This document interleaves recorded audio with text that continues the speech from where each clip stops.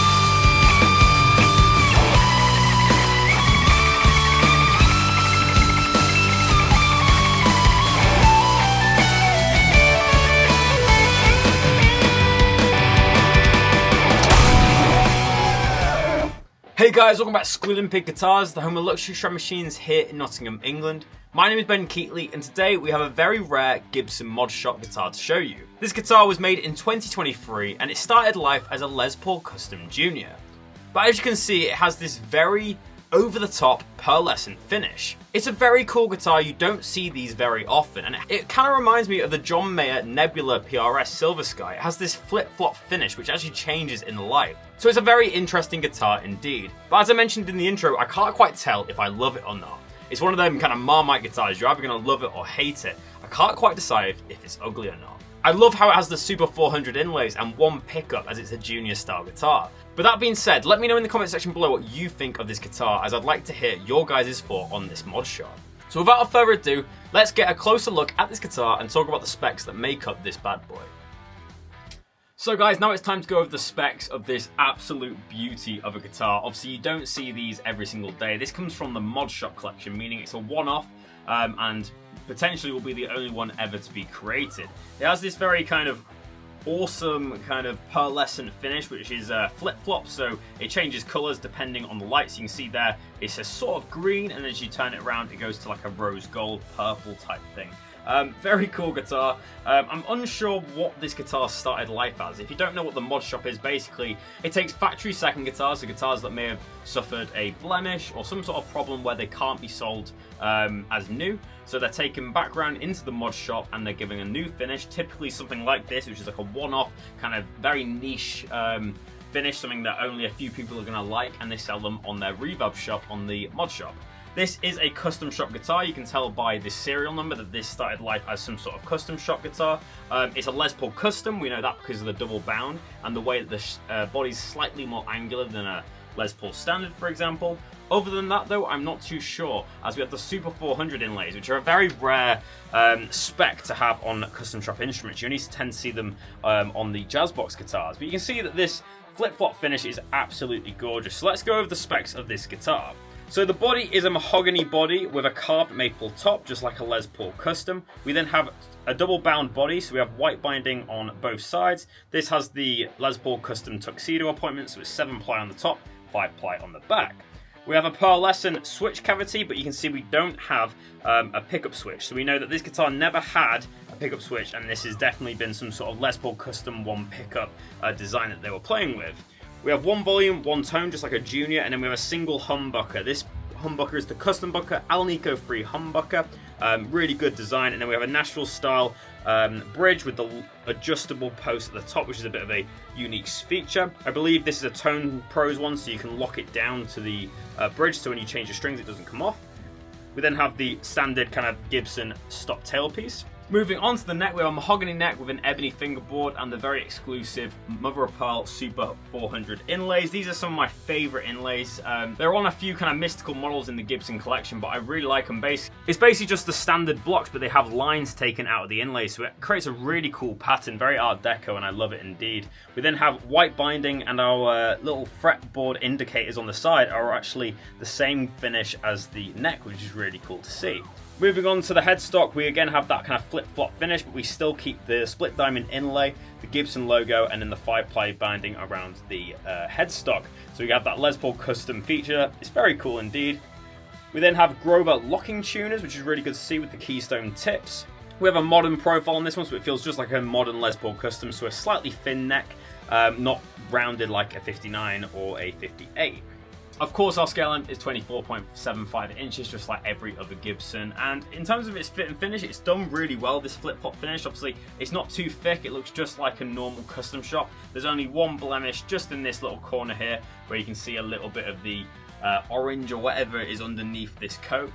Also, this guitar is stamped as mod, obviously from the mod shop. So that's how we know that this is originally from the mod shop. The only other bit I can see is down here, there's a little bit of like a mineral streak where the finish is indented. Other than that, it's in incredible condition, and if you're looking for a Les Paul Custom Junior that's a little bit different, something with a different finish and something that's going to stand out, then this guitar could be for you. But that's all the specs of this guitar, so without further ado, let's go to the tone demonstration and hear it.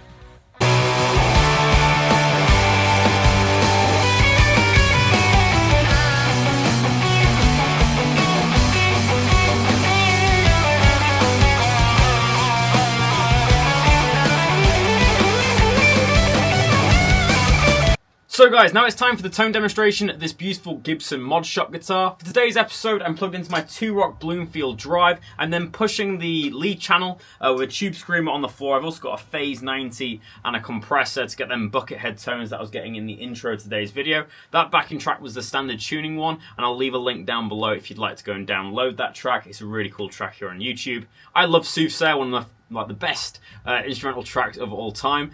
So let's listen to the tone that I was playing in the intro to today's video. So I'll just turn off my amp off standby.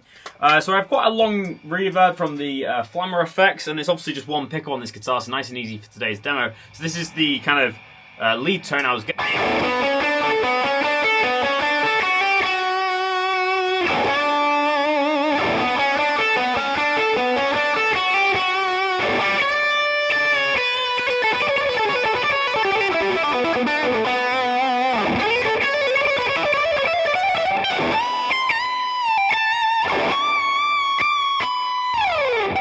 So very, very straight to the point. It's a very direct tone. This pickup is a very bright sounding humbucker. Obviously, as we don't have a neck pickup as well, there's a lot of sustain available on this guitar. If I just play a single...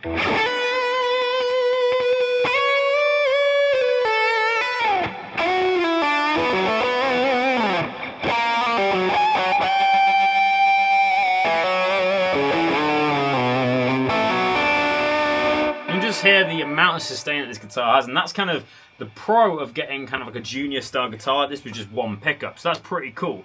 If you add a phase 90 to that, you get the more kind of classic bucket head sound.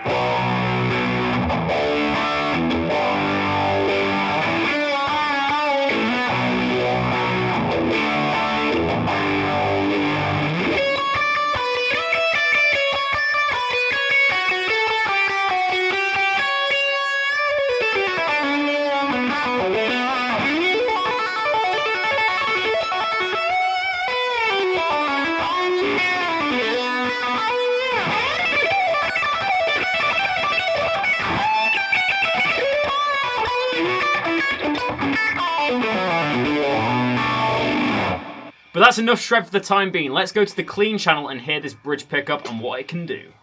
So with one pickup guitars, you tend to want a dynamic pickup that can do all sorts. So obviously you can get them kind of more neck pickup tones by lowering the tone control, but also have enough gain in it obviously to push the amp, but also be quite clean sounding so you can roll it back. This is the Alnico 3 custom bucker, so it's pretty much perfect for that. Very kind of trebly sounding pickup. So what I'm going to do is start on full volume, full tone. I'm on the clean setting of the Bloomfield drive, a little bit of reverb from the Flammer. This is kind of the tone we're getting. So let's hear the pickup now, full volume, full tone.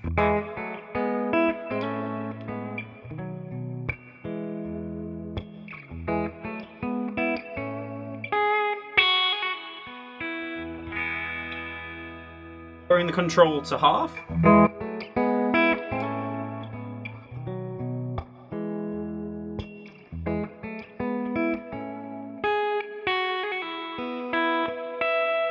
Now bringing the volume control down.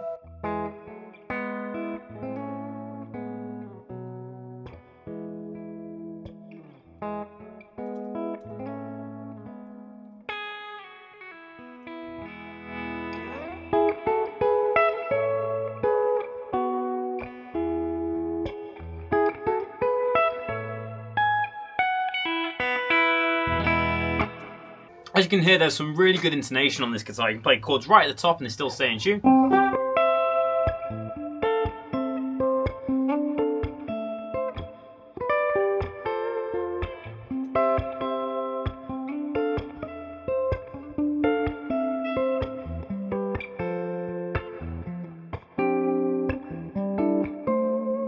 Really impressive stuff there, coming especially from a junior style guitar. We do have the lock-in tuners on that, which is probably helping with that tuning stability, but so far sounds really good. I have to say, clean-wise, there's not too much variation in the pickup. Obviously, it just acts like a normal bridge pickup. But as we go onto the lead channel with a little bit of gain, you'll probably start to hear the character of the volume and tone controls a little bit more. So full volume and tone, we're going to have a pretty hot signal.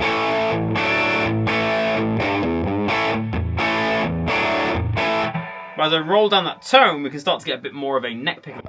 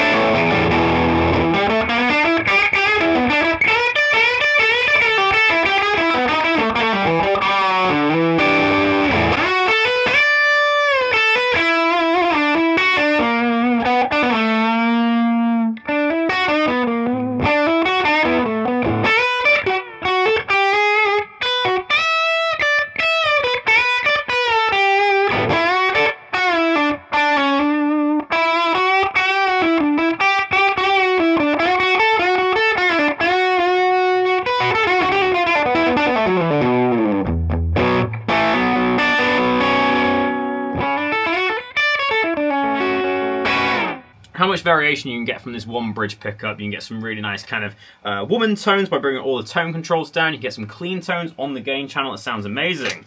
If I boost the tone off situation, you get a very nice kind of Carlos Santana tone.